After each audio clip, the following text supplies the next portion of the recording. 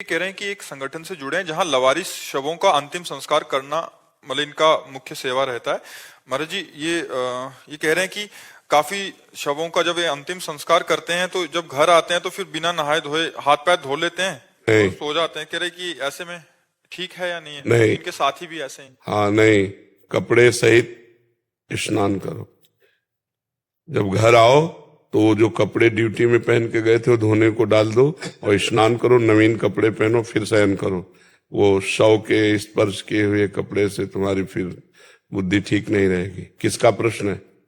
हाँ, ठीक नहीं है।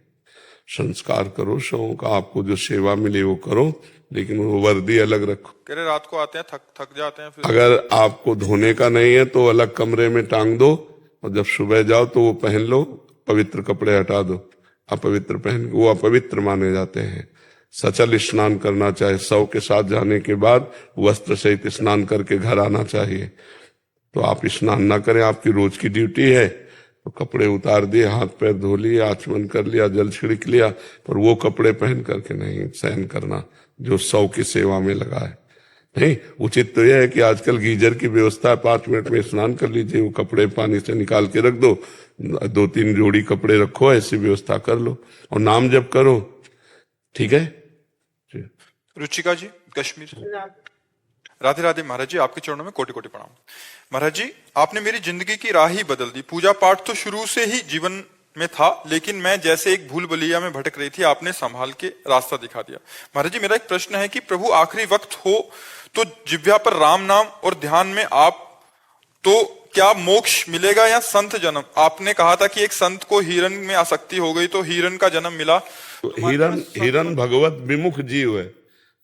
संत भगवान स्वयं कह रहे हैं, 7वीं भक्ति सबरी जिसे कह रहे हैं, सातों सम मोहि मैं जग देखा, मोते अधिक संत कर लेखा।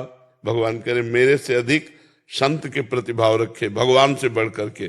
तो जब भगवान से बढ़कर के संत हैं, गुरुदेव हैं और उनका ध्यान कर रहे हैं तो भगवान की प्राप्ति होगी।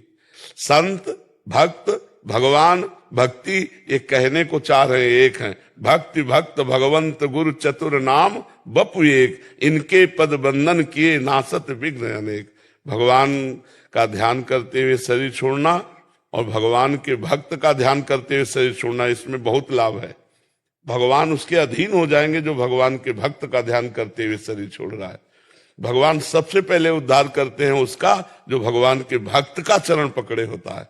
इसीलिए दास दासोहम ये बहुत बड़ा सूत्र है। देखो, गजेंद्र भगवान का भक्त है और ग्राह ने गजेंद्र के चरण पकड़े हैं, तो उद्धार सबसे पहले किसका हुआ? ग्राह का। भगवान ने सुदर्शन जी के स्पर्श से पहले ग्राह को भगवत स्वरूप प्रदान किया, फिर हाथ से पकड़कर गजेंद्र को बाहर निकाला। जो भक्त का चरण पकड़ता है सबसे पहले उसका उद्धार होता है। तो इसमें कोई संशय थोड़ी कि मुख में नाम है और ध्यान में गुरु मूर्ति है तो भगवान की प्राप्ति। तो गुरु ही भगवान है, भगवान ही गुरु, अभेद तत्व है। गुरु और ईश्वर अभेद तत्व है जी। अनुराग सिंह जी काशी से।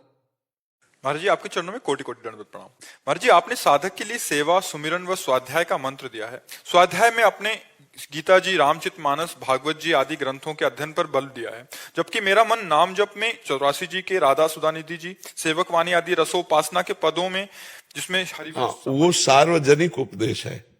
आप जो है ये वृंदावन रस की तरफ मुड़ रहे हैं।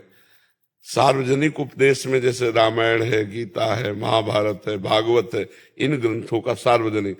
और जब हम रस की तरफ आते हैं तो 84 जी है, सुधानिधि है, 42 लीला है, नाम जप है, ठाकुर जी को विराजमान करके सेवा करना है, ये मार्ग है। ये प्रेम लक्षणा भक्ति का मार्ग है, वो साधारण भक्ति का मार्ग है, सर्वसामान्य भक्ति का मार्ग है।